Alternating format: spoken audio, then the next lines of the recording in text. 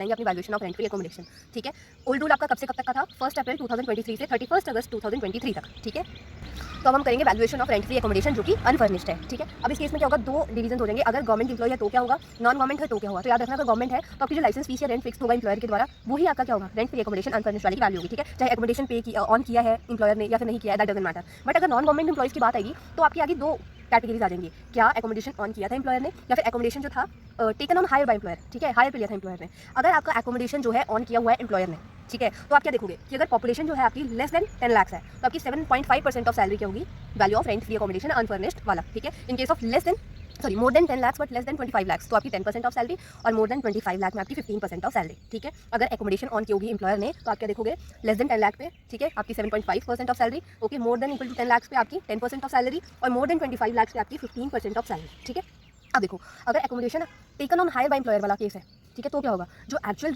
Rent जो है paid किया हुआ एम्प्लॉयर ने या फिर पेबल है बाय एम्प्लॉयर, ठीक है, वो देखोगे। साथ में आप देखोगे 15% ऑफ एम्प्लॉय सैलरी, जो भी लेस होगा वो आपका क्या होगा, value of rent free accommodation unfurnished वाला। ठीक है, लेट्स रिकैप। अब जो फर्निश्ड एकोमोडेशन है आप उसकी वैल्यूएशन कैसे करोगे, तो आप क्या करोगे, जो आपकी अनफर्निश्ड आरएफए है, ठीक है, रेंट फ्री एकोमोडेशन है, उसके लिए आप क्या करोगे, जो आपकी अनफर्निश्ड आरएफए की वैल्यू आई है, ठीक है, रेंट फ्री एकोमोडेशन की, कुछ भी हो सकता है गवर्नमेंट एम्प्लॉय के केस में आई हो, ठीक है, तो आप यहाँ वो लिख दोगे, या फिर नॉन गवर्नमेंट के केस में आई तो आप यहाँ वो लिख दोगे, जो भी हो। ठीक है, अब आप क्या देखोगे, आपने जैसे वो वैल्यू लिखी जो भी आई थी अनफर्निश्ड वाले की, ओके, उसके बाद आप क्या देखोगे, उसमें आपको प्लस करना है 10% of actual cost of furniture on by employer या फिर actual hire charges of furniture if taken on hire, whether government employ या फिर नॉन गवर्नमेंट एम्प्लॉय, ये मैटर नहीं करता।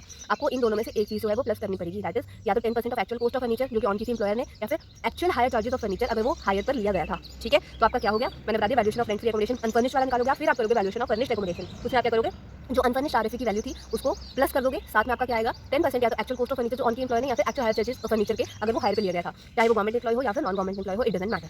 ठीक है।